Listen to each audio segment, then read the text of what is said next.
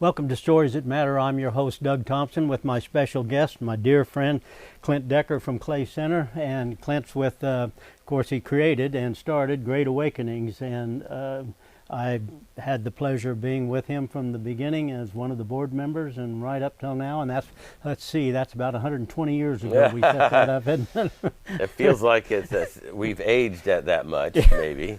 Could be. It could be. Well, Clint, where do you want to start? You want to fill us in a little bit about Great Awakenings, and then let's go to the trip that you just got back from? Yeah, the Ministry of Great Awakenings, its focus is in rural communities, rural areas. And of course, I live in a small town in Clay Center, Kansas, and it's a town under 5,000 people. The whole county is under 9,000. It's a rural area. And our whole nation is filled with rural, remote areas, just like in the town that I live. And they all have precious people that need to hear about the good news of Jesus Christ. And so our ministry is focusing upon sharing the good news of Jesus in these small areas, but not just here in the United States, but also there are rural areas in different parts of the world. And I was so fortunate to be able to go to Kenya, to be able to do some training for evangelists and pastors and missionaries that give themselves to share the gospel in remote and rural areas in Kenya and in East Africa. Okay, and how did you get that opportunity to do so? Well, it came as a result of a college called the Manna College, or they go by other names, the Manna Bible Institute or the Manna Bible Institute and School of Missions. They're the ones that invited me to come over. And it's a college that exists about 20, 30 minutes south of Nairobi. And when they picked me up at the airport, it took a little over an hour to actually get there because we had to go through back roads because they had some construction. So went through some real hairy back roads in the middle of the night to get there. I'm familiar with it. Yeah, I was a little sleepy after my jet lag. But after being jostled back and forth in these narrow roads, I was kind of wide awake as I was heading to where I was going to spend the week. But the college, so they invited me over. The college has been in existence since the mid-1980s, I think around 1986. And they've had thousands and thousands of students through there. The current principal, Dr. Bishop George Marugo, he I think has told me at least 12,000, but I think it's way more than that, students. From the time that they've started? From 1986, oh, that's tremendous. And the college has a footprint all over East Africa, East African nations. So they've had students come, not just from Kenya, but from many of these African nations they come. It's just tremendous, the reach that they have. And they focus on not just ministry to ministry students, such as evangelists, pastors, missionaries, chaplaincy work, youth workers, children workers. But they also even have tracks of learning for secular type work, for students who want to have a hands-on type of craft, learn more about computers and other type of things like that are really not Christian ministry things related. So, and they have been, I think, recognized and licensed or certified by the Kenyan government in some different areas. So it was wonderful to learn about the college and to partner with them in the reach that they have in just East Africa. And so I was invited by them to be able to come over there. You know, one of the things that immediately comes to mind, because you'd think, well, if this is in the United States, people will be driving up to the area and coming in and spending the time. Most of these people are walking, aren't they? Many of them are walking because they're from isolated areas coming in. Now, I know at the college they may be in the college right now, so they don't have to come those trips, but many of the ones who are visiting from outside the area, they walk to come in or have limited transportation. That might definitely be in some cases of East Africa and in some cases of Kenya. Now, in the case that when I was there, it was kind of a mixture. There were some students that didn't have vehicles, And so they would drive, I think what the term that they called it is mutatu, something like that. I can't remember, as like a bus or a van, Yeah. a public transportation that they would often drive in. Many of the students came in that way. And I didn't see any students that came in on bicycles or actually walked on foot. But you get out into some other areas, more remote areas, that indeed, would be likely. Yeah. And because some students didn't have their own cars, more locally where they lived, they would probably get around, maybe through bicycles or maybe through walking. Sure. But a lot of times it might be through some type of taxi stuff, by riding on somebody who has a motorcycle or a bus or a van and kind of hitching a ride with them. Right. We're going to cut away, take a break. You're listening to and watching Stories That Matter.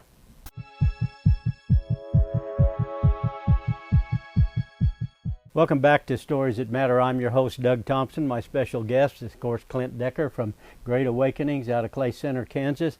And we were talking about your most recent trip to Kenya.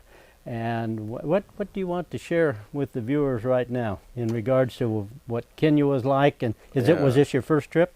No, I've taken different international trips before. I've been to India, which is an Asian nation, and Nicaragua, which is Latin America, and then Kenya in 2018, and then Kenya again just in the last month. And there's a lot of really neat things just about the nation of Kenya. It's a country of about 54 million people, and in America, we have a national bird, which is the eagle. I understand in our early days there was a toss-up between is it going to be the turkey or the eagle. I'm glad we chose the eagle instead of the turkey in the early days.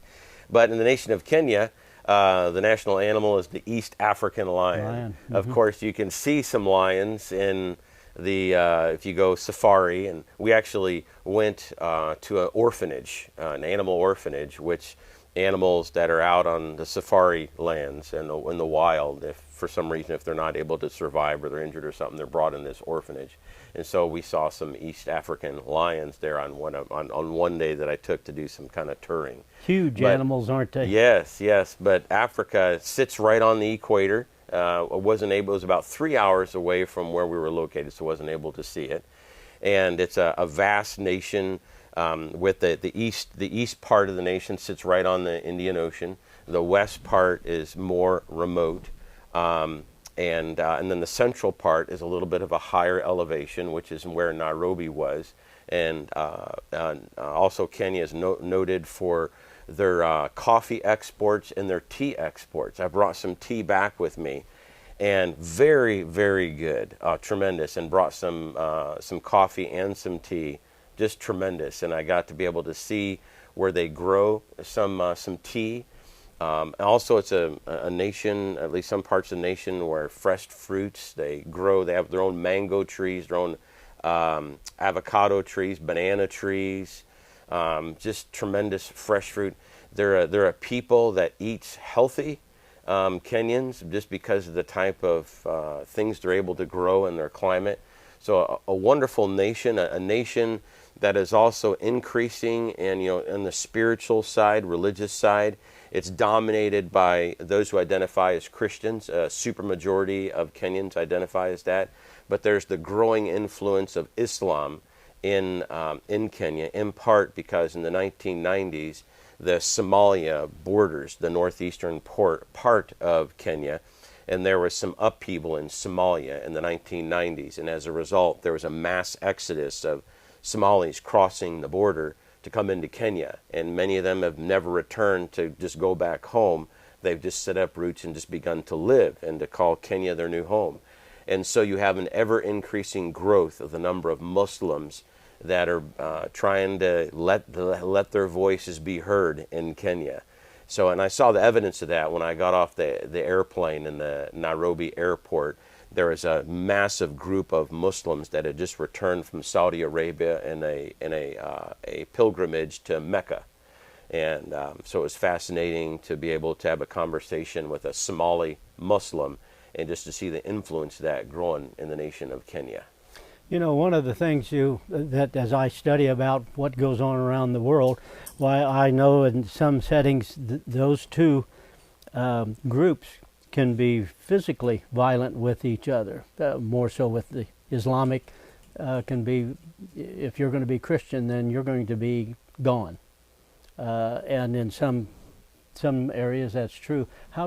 Is there just sort of, well, I am Christian, you're Muslim, and so we're okay with that, and they may disagree, but there's not physical violence. No, and I understand where you get that, and I've kind of had that perception too, and often we get that perception sometimes from media that all Muslims, are violent and just sort of against, Christians.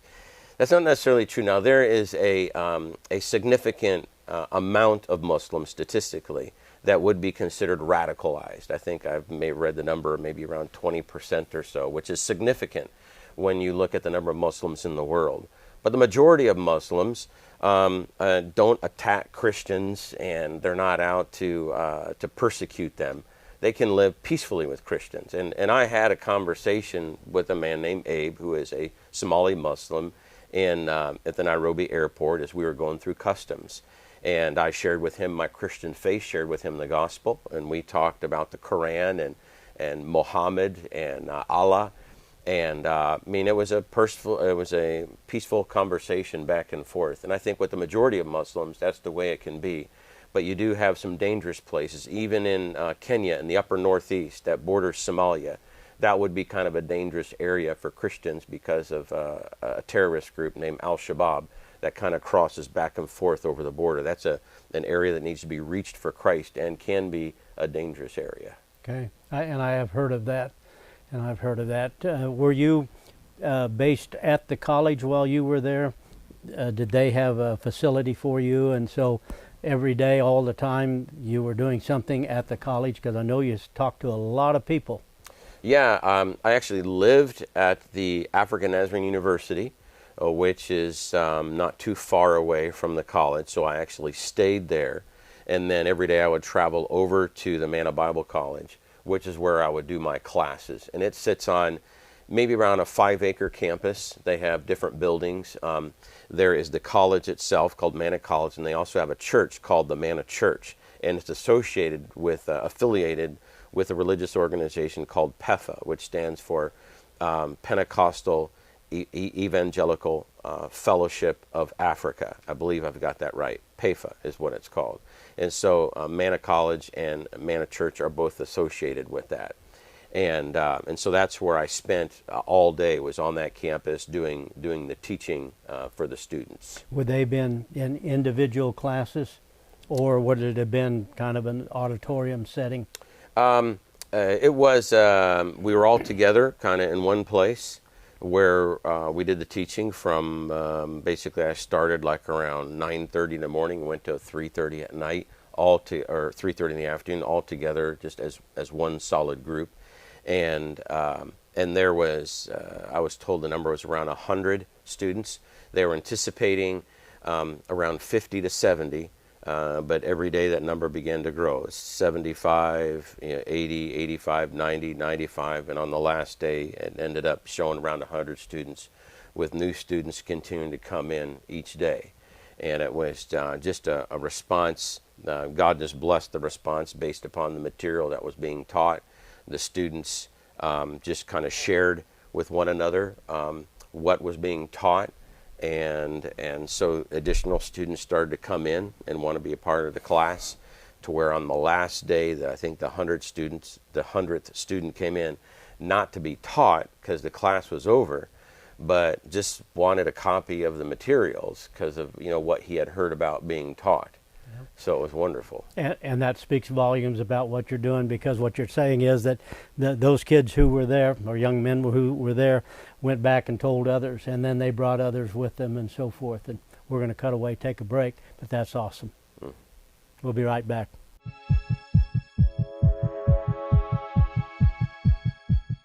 Welcome back to Stories That Matter. I'm your host, Doug Thompson, with my guest, Clint Decker out of Clay Center. And Clint, you just got back from Kenya not too long ago, and you concentrated on in that area of the college over there.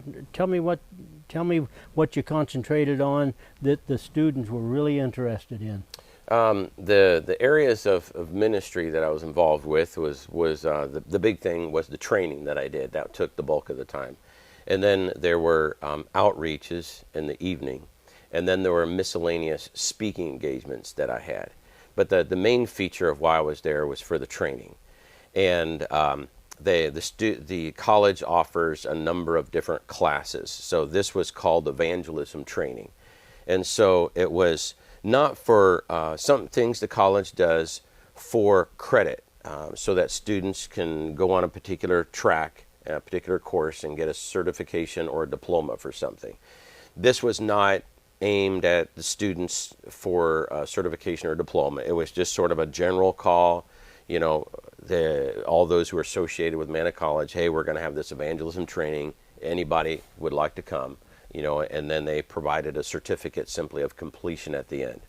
So we had people come in that were pastors, children's workers, youth workers, and then there was one fellow there. He had an earned PhD in counseling, and he just came just simply because he wanted to know more about the Bible. And so all these people took off about a week of work to be able to come. Some of them were employed mainly in full-time ministry, and others did other types of work, but they took a week out of their schedule to be able to come.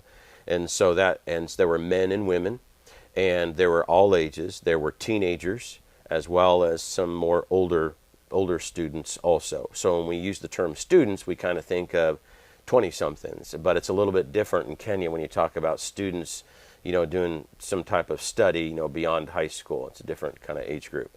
And so the focus of my material for the week was how to preach like the apostles. And so I took the 12 messages in the book of Acts, where we have a full text of the apostles' evangelistic messages, and just study them and say, hey, what can we learn about the type of gospel that the apostles preached? So let's look at what they preached, and then let's look at you. And I said, think about the latest gospel presentation that you gave. Let's compare that compared to the apostles. And let's see, as a result of the training this week, what you need to change so you become more in line with the apostles. And I said that as I go through this material, I'm going to challenge everything you've been taught about evangelism up to this day. I'm going to challenge the traditions, the traditional way that you've been taught, the traditional things that you have learned. I'm going to challenge everything. So I said, you might disagree with some things that I say, you might agree, but I'm going to challenge your thinking. And so that's exactly what happened. It was really challenging to the students, but they liked the challenge. They really gravitated towards this new way of thinking. And so after each class, students would come up to me and say, we've never heard teaching like this before. We've never heard this before, just kind of over and over again. And I was told that the teaching, God blessed, and it went viral. Not viral on social media and stuff, but viral in terms of students communicating with other people outside of the class. And so as a result of that, things began to grow. So we ended up having to change the location we were teaching on the campus to a different facility, because the original place where we taught, we had to use for overflow sleeping because more students were coming. So they had to roll out mats on the floor of the original building we were teaching in. They had to use that for an overflow area for people to sleep on mattresses. And then a few days later, they started running out of food. So they needed some financial help to pay for some additional food items. And it was just tremendous. I just give God glory and praise and thanks for that. And some of the faculty told me that the students had contacted them at the college and just to share about the teaching. One morning I woke up and I got a text from somebody in the United States that said, hey, my daughter is over there in your class and she's told me about this teaching. And then even before I started filming this show, I got a Facebook message from somebody in another East African nation that had heard about my material, and it said, can you share it with us so we can train pastors with this? So it has just kind of blown me away. And that's the greatest experience that I had when I was over there, was the power of the Word of God and how it was impacting these students, and how they were then going out and applying that teaching. Because in the evenings, we would do evangelism work where students would go and engage with people one-on-one through personal evangelism. And then a little bit later than that, we'd have an outdoor evangelistic event where I would do the preaching, and I would model before them the very things I was teaching. And that would be combined with incredible music and praise that the Kenyans, that when they sing, oh my goodness, it is beautiful and filled with lots of energy. And so God was just working tremendously in the course of the week.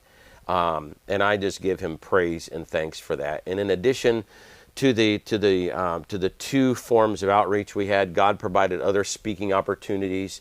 There was also another outreach for children that I spoke at, another outreach for youth I spoke at, and there was another outreach that I wasn't able to speak at just due to time constraints, and it was for ministering to couples, to singles, and so forth. So we were trying all these different ways with the Manna Church, the Manna College, and the students to be able to reach as many people for Christ as possible in the course of that week.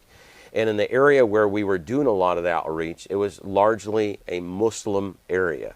Right across from the college was a Muslim mosque that I have been told had been built in the last couple years. And Muslims have been moving in, buildings have been built for Muslims to come and occupy.